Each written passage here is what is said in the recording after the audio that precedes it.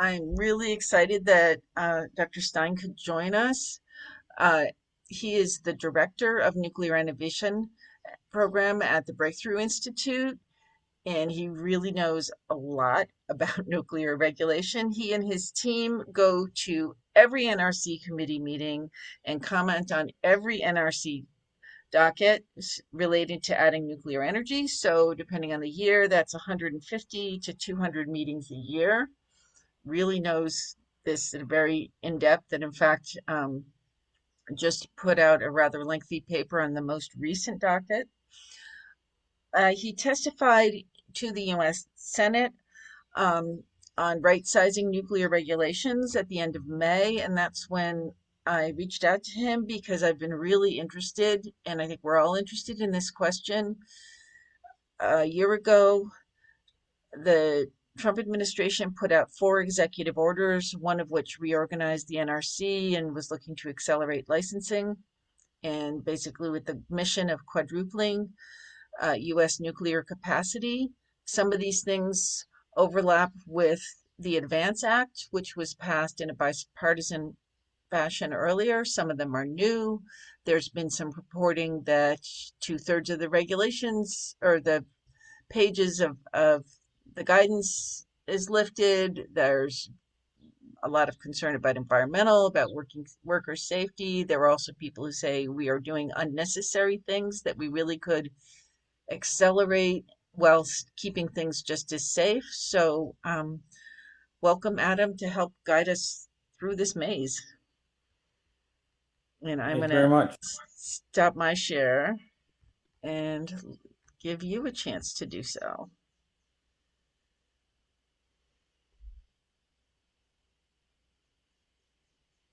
Great. So thanks for having me. I prepared some slides. There's no way I can cover this topic completely in 20 minutes or 20 days. It's an ever-changing landscape at the moment. So I'm going to give you some high level, some detail, and time to discuss.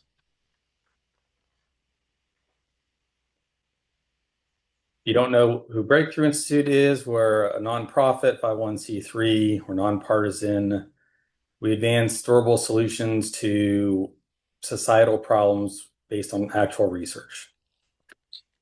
As was said, my team leads the nuclear work at the Breakthrough Institute. We attend essentially every NRC meeting, comment on every NRC docket, and also comment on things that they don't ask for comment on.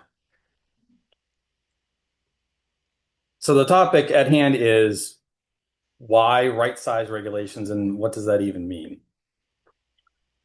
As everybody in this group probably agrees with, so I'm probably speaking to a friendly crowd, nuclear is among the safest ways to make energy. Yet it's regulated as if any amount of radiation is dangerous, and some other forms of energy aren't regulated at all. Just because some other forms of energy aren't regulated at all doesn't mean that nuclear shouldn't be, but it should be regulated appropriately. The caution on nuclear regulation isn't free, however. As low as reasonably achievable has largely changed to as low as possible. And we've estimated that even if you reduce that marginally, depending on how the NRC actually implements it, because it could be zero savings, but you could save between $40 and $70 billion by 2050.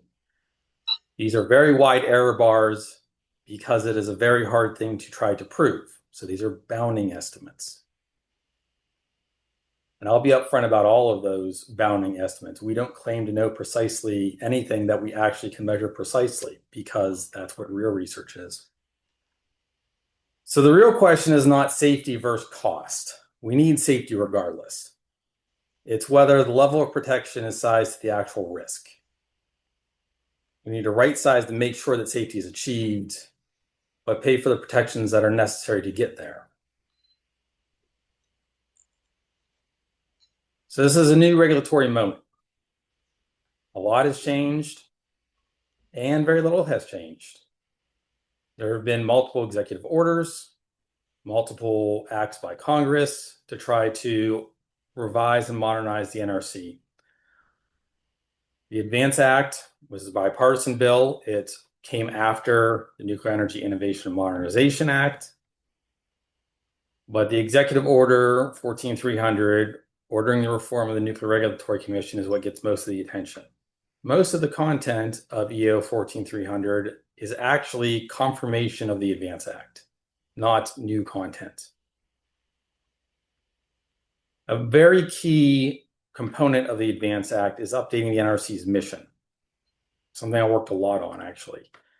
It says that regulation must be conducted in a manner that is efficient and does not unnecessarily limit the use of nuclear energy or civil use of nuclear materials, and does not unnecessarily limit the benefits of civilian use of radioactive materials. So that means that the regulation needs to be sized not just for what's in safety inside the fence line, but also considering benefits to society more broadly. This is something that the NRC was always mandated to do under the Advance Act, but the way the NRC interpreted the Advance Act, or the Atomic Energy Act, the way the NRC interpreted the Atomic Energy Act for decades, they viewed it as not being within their scope, that they could not consider benefits to society. In the Advance Act, Congress literally pointed at the Atomic Energy Act and said, to do what's in the Atomic Energy Act, you must not unnecessarily limit benefits to society. Why is this change happening now? Well, there's four main drivers. The first is demand for energy. Keith mentioned earlier that there is high demand for data centers, and New York is considering a moratorium on data centers for multiple reasons, but also because it's a very high or steep load growth curve, and it's difficult to achieve. And so it is creating concerns and actual structural problems on the grid and other things. But that demand also is making developers think, how can I build new energy? And nuclear energy is one of those sources. There's new capability with advanced reactor and SMR designs that were developed largely in the 1970s, but not commercialized at scale. There's new evidence, particularly in radiation protection. And there has been mandates, as I talked about in the last slide, such as the Advance Act and the executive orders. Following these changes is hard. There are 67 open rulemaking dockets right now. So, because I believe that public engagement is very important, I built a tracker. This is my hopefully helpful plug for my tracker. If you want to scan that, you can just sign up for alerts and it'll tell you everything that happens in these rulemakings, because I think it's important for the public to know and be able to comment on them. Whether you like the rule or hate the rule, comments and engagement is important. But it's also important that despite a lot of concern that all of the rules at the NRC are changing rapidly, only 22 of the open rulemakings out of 67 are from the executive order. So 2/3 of these were already underway prior to the executive order. That does not signal that the executive order is completely changing what the NRC is doing. There are some other reasons that many rulemakings are sitting open. Some of them have been sitting for years, and the NRC just has not acted on them. And they continue to cost taxpayer dollars to just sit there and do nothing as well. So that's a different problem. But the executive order did mandate a wholesale review and revision of the regulations. That doesn't mean that all the regulations have to change. That means there has to be a wholesale review of them, and the ones that should change are mandated to change. That being said, it's important to make sure they change in a good way, not a bad way. It's part of the reason that we are so engaged at the NRC. Kate mentioned that I was working to submit a comment recently on the Part 57 rule. The Part 57 rule is a high volume licensing rule for low consequence reactors.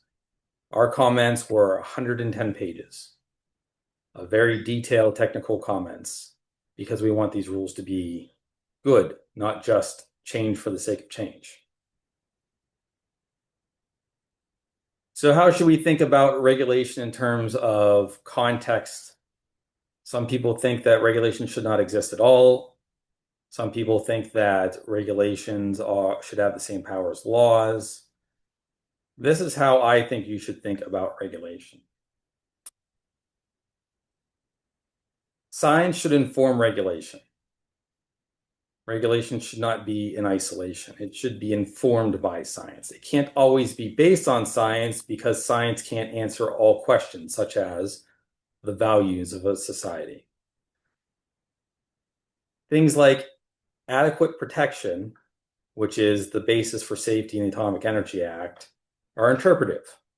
And it is the job of the commission to interpret what adequate protection means. But that is interpretive in this case also means normative. What does society accept as safe enough? Some of those things can't be answered by science. Science can say this is what the response is from a hazard. It can't say where to draw the line of what you consider safe enough. Something that society agrees on is that zero risk should not be the line, because you can never have zero risk, because if you have zero risk from one thing, you're just inducing risk from something else. You can't be perfectly insulated from risk in life. So if zero risk isn't the answer, what is the answer? I'm going to close my blinds really quickly.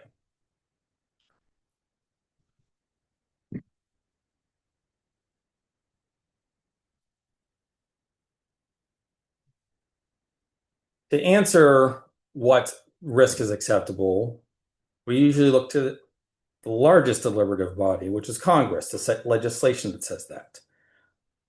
I'll get to how fragmented the landscape is on radiation standards across both agencies and legislation a little bit later.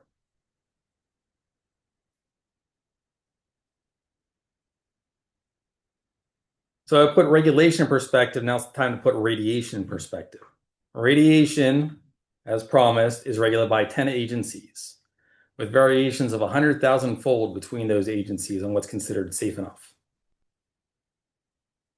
Some of those differences are in legislation, in law, and not just determined by the agency. So an executive, even one that is very deregulatory, can't necessarily change all of those.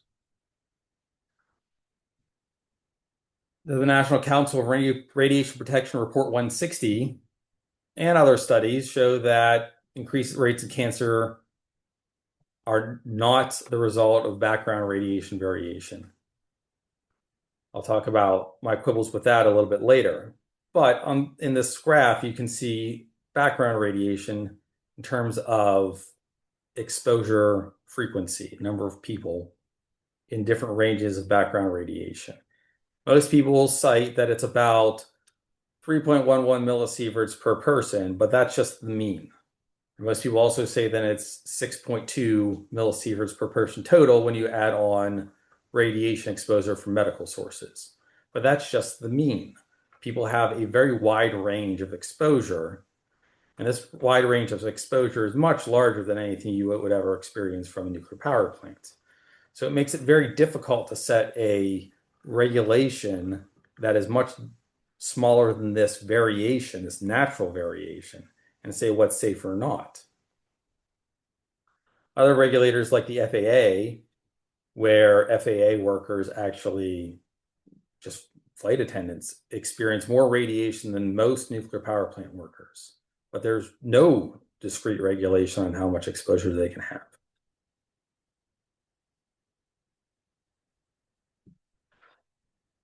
So this is from recent research that I just completed. It's under review at a journal right now.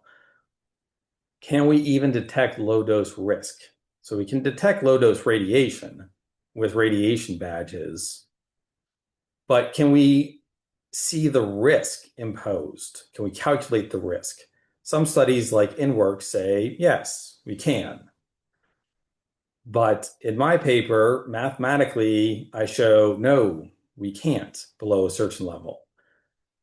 Below about 61 millirem, we cannot, even if we had the entire population of the US with badges, and you knew where the radiation was coming from with perfect information and every other perfect information of covariates. So I could exclude covariates from the calculation and only consider the variation in radiation exposure. And we know covariates exist from other things that cause health impacts like smoking or lead or mercury or arsenic or various other things. We just take the covariates out of the equation and we have the entire population under consideration. We can't detect more or less than a 61 millirem RMS cohort lifetime dose. That's not a discrete dose, that's your whole lifetime. And that's not a single individual's dose, that's the cohort, the entire population. So if we knew they would have to have a root mean squared dose of at least 61 millirem, the population very close to a nuclear power plant expects about a tenth or a 100th of that over their lifetime. So that it means that exposure near nuclear power plants, even if you had the entire US with perfect information, is below this detectability floor. Studies can find statistically significant values under there, but they cannot have statistically significant values with enough statistical power to say whether that effect they find is actually real or if it's just an aberration of the sample they have, which is an important distinction. If we look at just what is near the nuclear power plants, we're closer to 1 rem or 3.5 rem, which is higher than workers get in their lifetime, most of them. So that means even with perfect information, we can't actually say whether the regulations, which hold the values lower than this, are providing benefit or not. They might be. I'm not saying that there is no effect. I'm saying you can never actually determine what the effect is with epidemiology.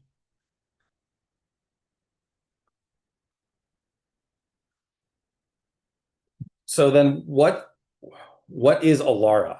Because ALARA is one of the things that the executive order said to reconsider, really remove. ALARA is supposed to be as low as reasonably achievable, and the NRC attached a dollar per person rem dose value to it. But the dollar per person rem dose value means that even if you have a millionth of a rem, that could be worth a penny. And if you can justify a pennies of expenditure to reduce that millionth of a rem, then you're supposed to. There's no lower bound on it. There's a lower value on it. We suggest that moving ALARA to dose optimization, which is really what it was supposed to be. It was supposed to be cost optimization from the start. But the difference is the industry reduced dose significantly over the years. And now ALARA primarily is chasing very tiny doses at the bottom. It had way more value when it was first implemented because there were larger doses that were mitigated. That's not what's found anymore. But they still have to find or try to find new ways to reduce dose and justify whether that cost is in the range or not.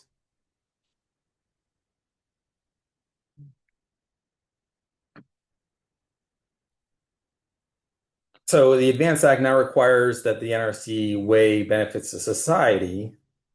So does ALARA provide reduced risk versus cost, and does it potentially unnecessarily limit benefits to society by making nuclear energy more expensive without actually substantially improving public health?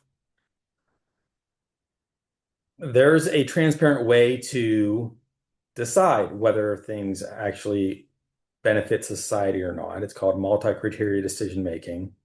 It's a form of a methodology in decision science that lets you transparently value things as a commission, for example, instead of just saying, well, I think this benefits society and that doesn't. This gives you a framework to actually quantify it and justify it.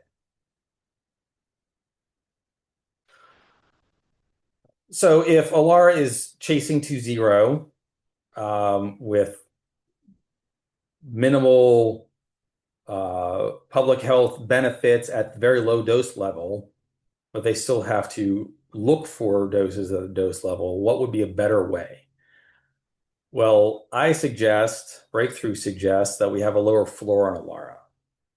And based on the science, that lower floor should be where the upper floor is right now, because that's where we can detect. And then the public action dose, the maximum should be closer to the public action limit, about 1 rem, because that is still below where effects can be measured near nuclear power plants. Occupational limits should be optimized, and the upper limit for occupational workers we still think should be about 5 rem, because that is in the area that you can actually statistically see effects, so that the regulation can be justified there.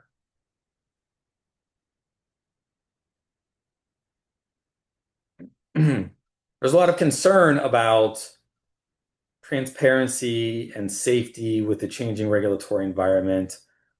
A lot of people are saying things like, this is just cutting back on regulation, or the NRC is no longer independent, or something like that. It's not right sizing, it's just deregulation for the sake of deregulation.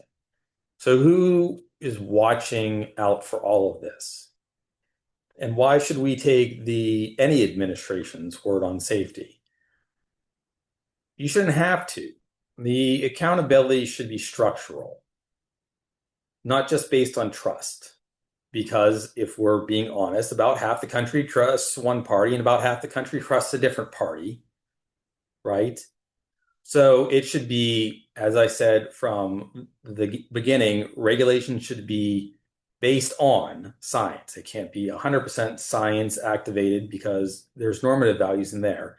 But then it should be implemented through structure, not just mere trust, because the structure shouldn't flip from year to year or administration to administration. There are concerns that the NRC is no longer independent. The NRC was never fully independent. They are always been answerable to Congress, the courts, statutory mandates. But last year, there was significant turbulence on the commission. There was a commissioner that was removed, Commissioner Hansen. There was concern about rubber stamping things. Both sides of the regulatory and the operators need to be held accountable, not just the operators. The public needs to help hold the regulator accountable, and that means public engagement, as I mentioned earlier. But some things are inherently going to be split views. How safe is safe enough? Should we have more regulation or less? There will never be 100% consensus on these things. That's what makes them normative. So right sizing should not be weakening regulations. It should be making sure that they are based on science in a documented, transparent, structural way that achieves the outcomes set in whatever statute you're trying to achieve. Adequate protection, in this case, wasn't defined explicitly like acceptable risk was in the Clean Air Act. But the NRC has implemented things like the safety goal policy statement to try to more closely define what adequate protection is. I still think they should be updated. They were put in place 40 years ago. So takeaways, right? Sizing is not weakening or shouldn't be weakening. Science should back the regulations that are in place, and science in this case backs some updates. For risks that are too small to measure, then any regulations implemented below that floor is completely normative because we're not sure whether it provides benefits or not. That doesn't mean that a risk doesn't exist. That doesn't mean that a normative-based regulation shouldn't exist. But that also means it's no longer based on science. Overcaution does have a price. You can't just opt to do nothing without a cost. Opting to do nothing is a choice. Accountability must stay intact. change isn't always bad, and it isn't always good. So we shouldn't change for change's sake, but we shouldn't also resist change just because we haven't changed before. And the window is open now, in part because of bipartisan support across many bills that culminated in the executive order because the administration did not think the NRC was implementing those bills in part fast enough. One takeaway for that is, after the executive order, it required that the NRC license all plants within 18 months. In the Advance Act, it required that new licenses or combined operating licenses on existing sites be licensed within 18 months. So the executive order took the 18 months from the Advance Act, but then said it should be all licenses. Well, the NRC was able to license Kemmerer Unit 1, which is a Natrium plant from TerraPower, in 18 months, even though its initial timeline was 27 months, before it changed any of its regulations. So with the existing regulations, it was able to accelerate by about 30%, which meant that that opportunity to be more efficient always existed. They were just choosing not to move faster.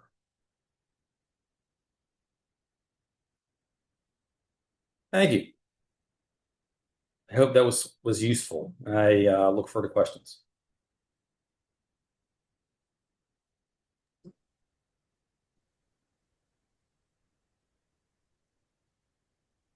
So, Kate, I think you're muted. yeah.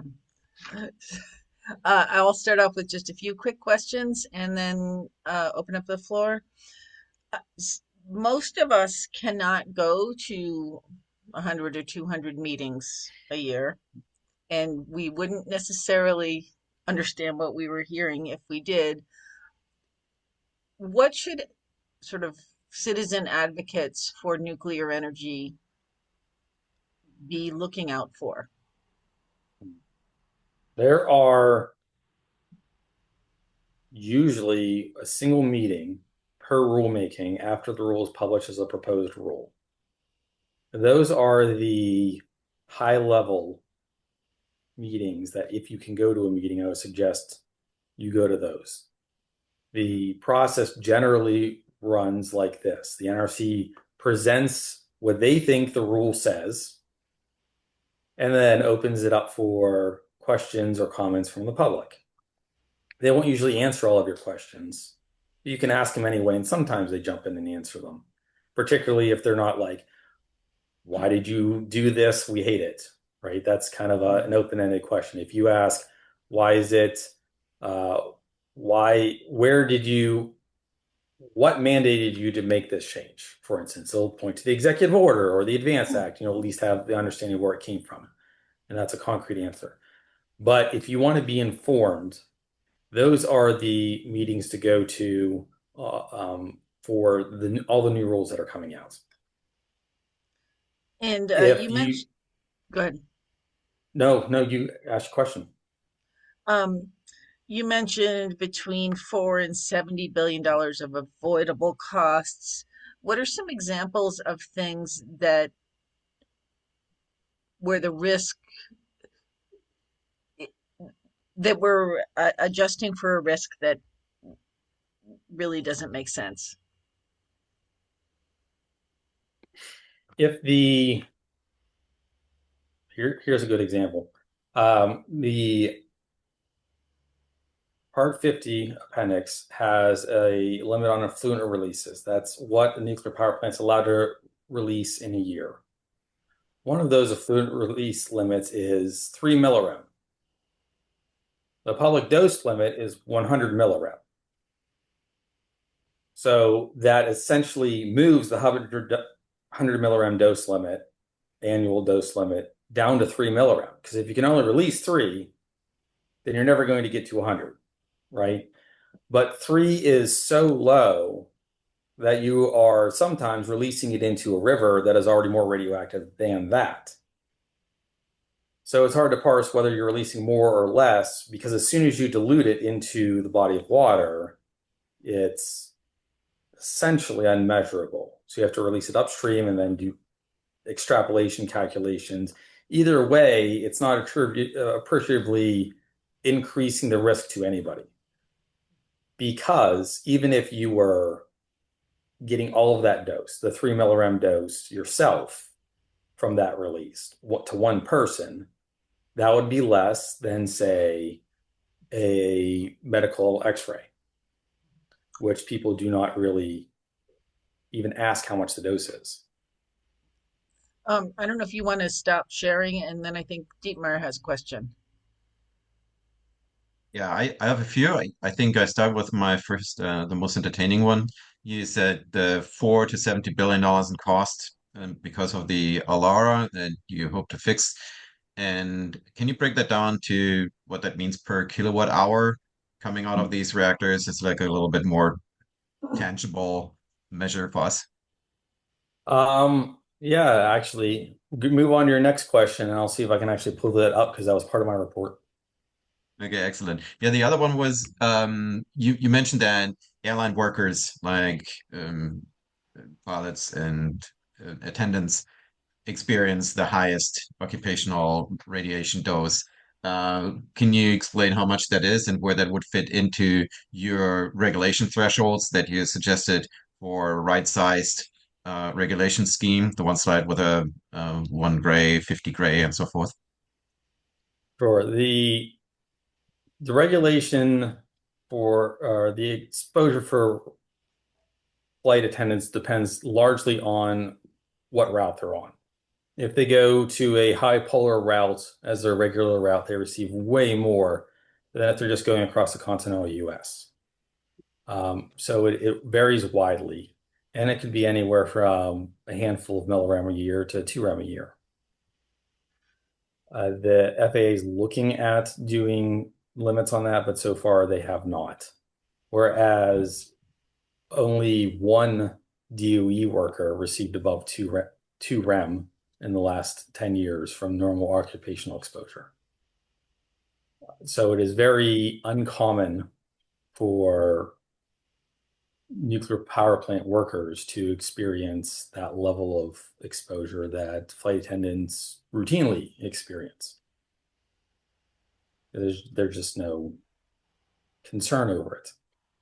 And I don't have Or for the metric numbers concerns. in my head anymore on this one slide that you shared about the regulation thresholds, the different steps. I forgot what they were called. But would the airline attendant experience fit in any of these thresholds? Yes, they would. We would say that they would be similar to nuclear power plant workers, which would have a threshold up to 5 rem total per year, but an action level to try to reduce it at 2 rem. Mhm. Although All right. our recommendation is twofold. This recommendation is specifically for the NRC's radiation protection standards rulemaking. But separately, we would like Congress to act on harmonizing radiation protection across the agencies, because right now there is no harmonization. And we would hope follow a similar standard as what we're suggesting for the NRC. Except for maybe NASA, because it would be difficult for them to limit to, say, 2 rem and actually have somebody in space for more than a couple weeks.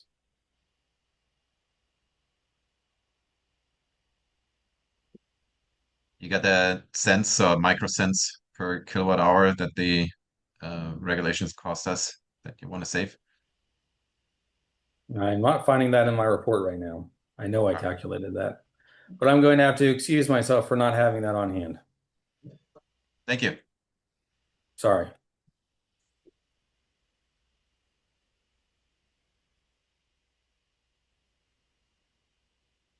Eric? Hey, Adam. That was great. Thanks for joining us tonight.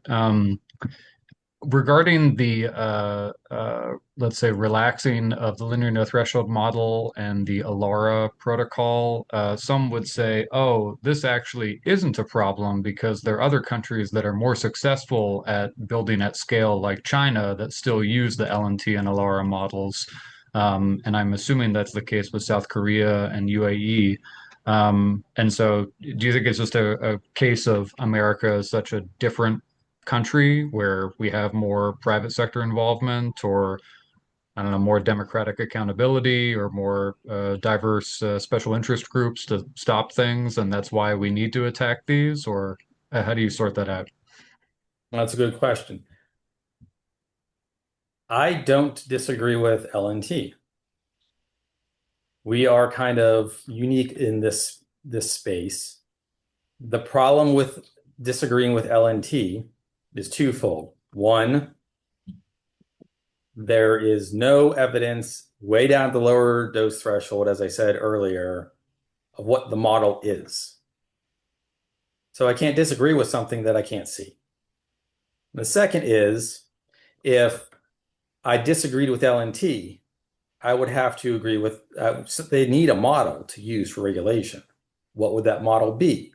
It would be a different model that also can't be seen at that dose threshold. So I can't say I want to move away from LNT because of evidence if I then would advocate to use a model with even less evidence. So I don't suggest removing LNT because I can't advocate for something with better data, because the data in that range is essentially useless.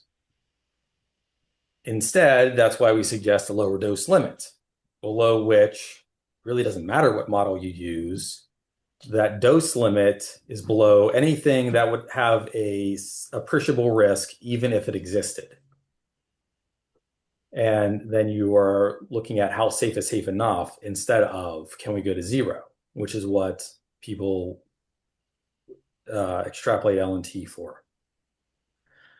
The second for China is they have a different standard on what ALARA is. They don't have just a monetary value for dose. They have a lower optimization, and their regulator will say this is trivial. Our regulator has not said this is trivial. They have said if you can justify reducing one person REM per $7,500 spent, which can get down to pennies for microdoses, then you should. The problem is not even the $7,500 per person REM spent. It is the fact that you can calculate that down to a microdose to zero.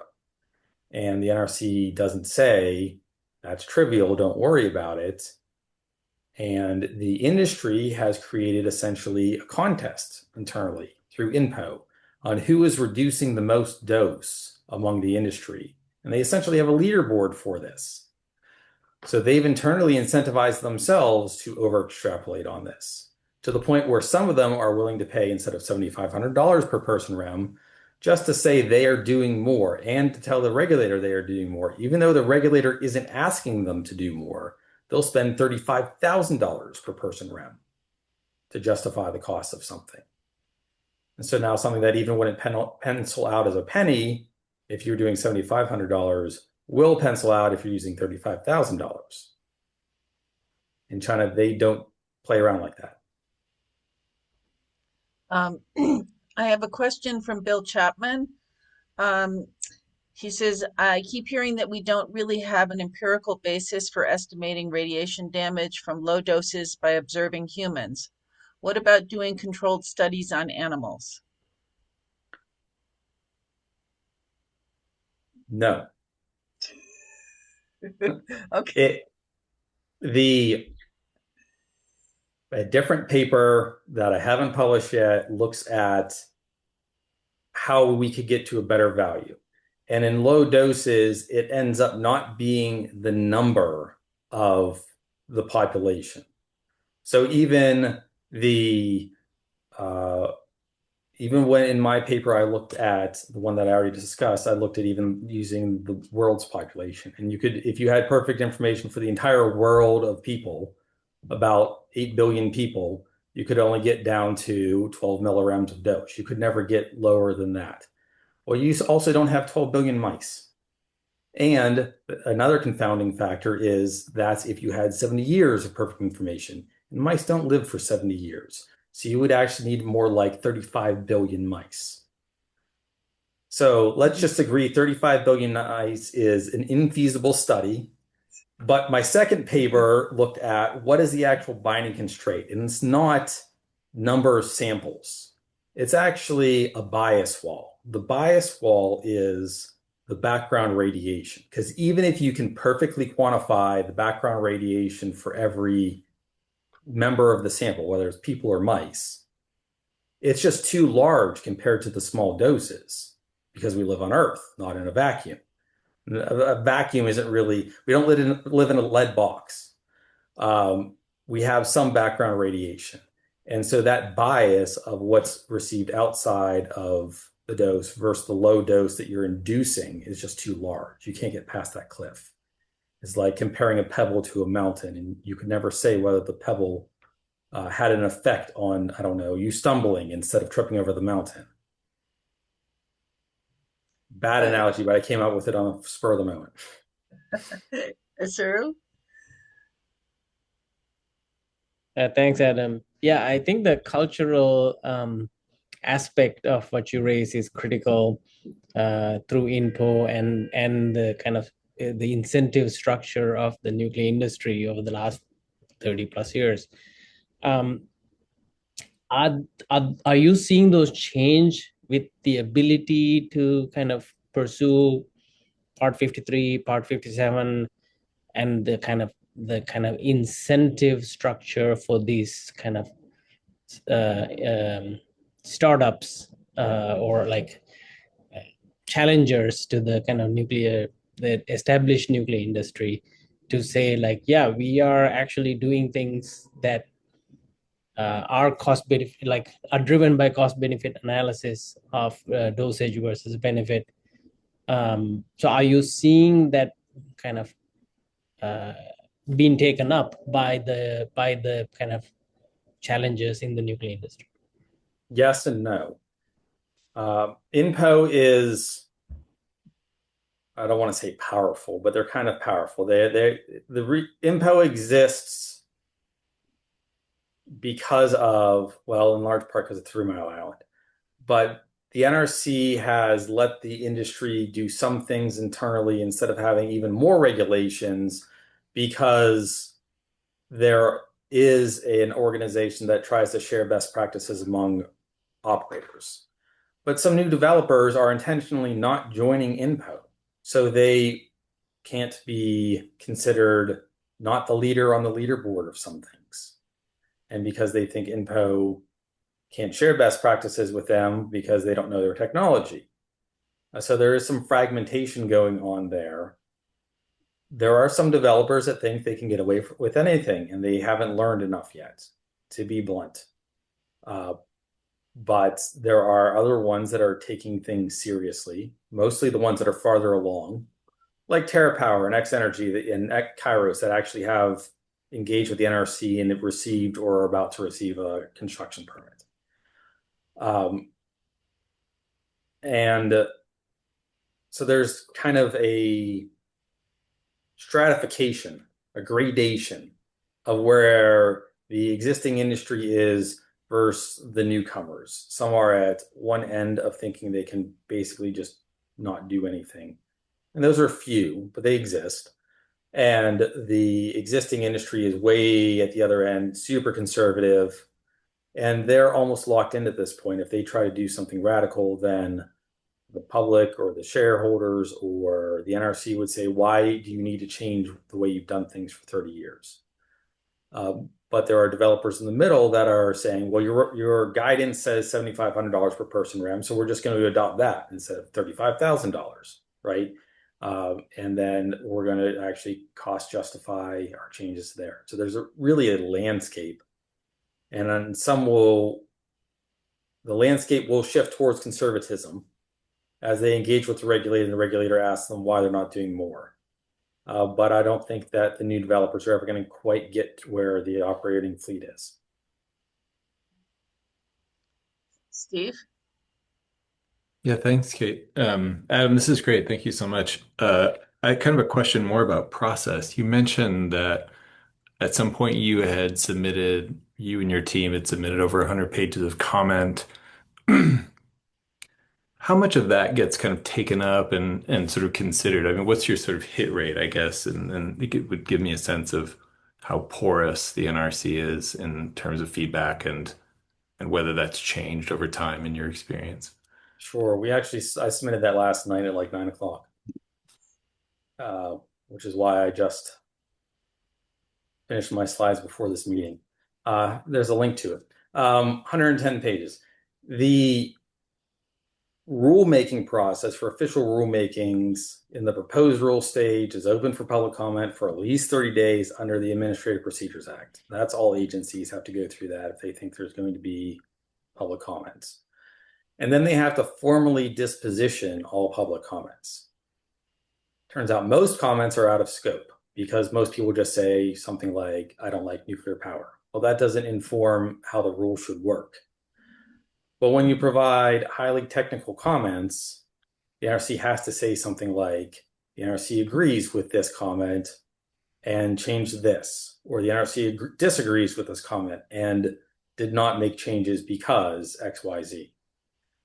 So the hit rate is very high to at least get a response if you are addressing the actual content of the rule. If you just say, I hate nuclear energy or I love nuclear energy, they'll just say, we received so many comments for and so many comments against, but they're out of scope. In terms of actually implementation, the NRC disagrees with what I say sometimes.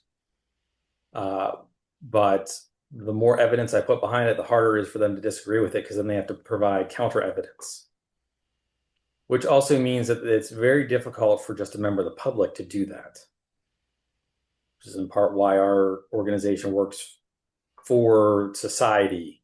We try to think what's best for the country in terms of fixing that particular problem, right? Because folks like most of you, you don't have 8 hours to write a comment on something, or in this case, my team spent probably 3 weeks here and there on it. So it all depends is the answer, but the more you can address the actual content of the rule in any way, the more they have to disposition it by law. Got it. Thank you. Appreciate that. Yeah, thanks, Adam. Great presentation, and wealth of information. I really appreciate that.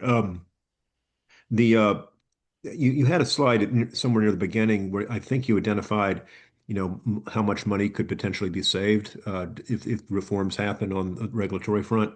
And I don't remember what those numbers were, but I guess just from a high level view, there are a lot of reasons why nuclear costs a lot of money. And I guess my just a really high level question for you is making these changes that you're talking about, how much of a dent would that make in the overall cost that people are concerned about? Those particular radiation standard changes were between roughly $4 and $30 billion, extrapolated out to building out new plants through 2050. And per plant, that wouldn't be a lot of savings over its lifetime. Because if we build out 300 gigawatts of new plants, you're in the trillions of dollars, not in the billions of dollars. So it's a lot of money. It's not a lot of money per plant. There are other ways to save more money than this, such as just process and overhead costs of you having to have more staff at the plant to monitor or regulatory aspects that don't actually affect health and safety, not changing the plant itself. Are there aspects of the regulations that aren't just money, but it's also time to get things done? Like the regulations force you to take longer time to actually get something designed or get something permitted. That's certainly true too. Okay. The obvious example is Vogtle. 200 license amendments. Most of those amendments required a work stoppage on whatever they were asking for an amendment on while the NRC reviewed the amendments. And even if the NRC reviewed them quickly, which in most cases, the NRC reviewed them quickly by their timeline, 2 or 3 weeks. It takes time to have a public meeting on it because that's required by law. That 2 or 3 weeks, your project is sitting still. and then you try to do things around it, out of sequence, that make getting back into sequence harder. That was part of the challenge of Vogel. But they were also trying the Part 52 process, and that's why nobody is using the Part 52 process right now. They're using the Part 50 process, which is a construction permit with about a 60% completed design. You build it, and you change whatever you need to build as you build it within certain parameters, and then you get an operating license for however you finally built it. So you don't need to ask for amendments along the way. You just need to document what you did, so when you ask for an operating license, you can submit all of that information. That means that you need to go through a licensing process at the end, which takes time, but you don't have to stop work while people are on site. Saru, did you have Yeah. a question? I think this will probably be our last one. Thanks, Ian. Adam, you talked like this was mostly about NRC engagement, but we are also opening up this pathway through DOE licensing. While that has traditionally been only for kind of DOE facilities, there's kind of seems to be a more of a gray area now with some of the kind of processes that we have to kind of expedite things through the DOE. I know this is a big subject, and we could probably have a whole talk about it. But could you kind of talk a little bit about the kind of the DOE licensing pathway, and if the kind of statutes that are in place within the DOE would allow you the tests that they're doing in the real world using the DOE licensing, are they up to snuff to then submit those kind of results to the NRC such that NRC will then take it, oh yeah, these measurements were taken with the right kind of processes such that we can then go and approve that for civilian use? Yes, they are for the most part up to snuff, that the measurements can be used in an NRC license. And the NRC just went through a proposed rule to allow transfer of information from DOE and DOW authorization activities to the NRC licensing process, with the caveat that that information can be imported to an NRC licensing. It doesn't take the place of NRC licensing. So to get an NRC license later, even for the same facility, you would have to show how you meet the NRC's regulations, but they wouldn't ask you to redo things that you already successfully did for the DOE or DOW authorization and the operational data that you collected if you can show you had quality control for that data. So it kind of squashes the DOE, DOW to NRC pipeline as a rubber stamp, because the NRC very clearly in a rulemaking said, we'll look at whatever you have to submit, but you still have to meet our rules, which I would say was signaling on the NRC's part, but useless, or unnecessary is probably a better word, because you could submit your third grade book report to an NRC docket if you wanted to. There's no limit on what information you could submit. This is more saying that they'd still require you to go through the NRC licensing, which some people had questions about. It didn't really change what you could or could not submit to an application. It is really opening up a pathway to get those kind of real world data, which kind of didn't happen. There was a chicken and egg. You can't have the facility without the license, and you can't have the data without the facility. So this is no, that was the perception. Okay. Nothing had to change to actually do this. You mean for DOE to do this? Or yep. Okay, got it. Or to submit it later to an NRC license. Nothing had to change. The authorization's in the Atomic Energy Act.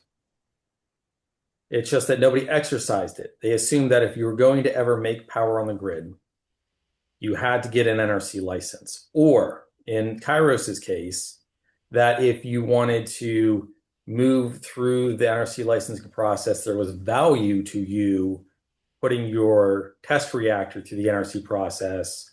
So you had finalization from the NRC on a test design, and it would be easier to get to the commercial license under the NRC. Both of those are strategic. They're not legal limits. They're perceived legal limits. my view, what the pilot program did is said, hey, let's test things again and get some data. And this will hopefully lead to better licenses and better final products because people will build and test something and learn something before they try to move to a first of a kind full commercial design. And that we used to do that in the 70s and early 80s. We built lots of first of a kind plants. And that was essentially no longer viewed as acceptable, in part because accountants decided that building a test reactor cost a lot of money, which it can, and you can never sell power from it, which you can sell a little bit of power if that's not the primary purpose. But from an accounting standpoint, it was hard to justify the R&D expenditure for a test reactor. So people were moving to a first of a kind commercial plant. Can you imagine a test reactor AP1000 in the middle of a desert somewhere that nobody ever would get power from? That'd be a very expensive prototype. But if you build a smaller scale prototype and you learn something from it, particularly on things you don't have key information on, like core geometry or test loops for corrosive coolants, that will pay dividends in operational costs of the life of a commercial plant. Thank you, Adam. This was really, really great, really helpful. And I know you spent all weekend working, so I appreciate you also giving up your Tuesday evening. I appreciate the opportunity to engage and help. And we did record it, and hoping you're okay with us sharing that as well. Yes. And there was a request to make the slides available. I should be able to do that. Okay, awesome. I think that's our program for tonight. Thank you. Thank you, Adam. Terrific work you're doing. Thank you for having me. Yes. Thanks, Adam. Thank you.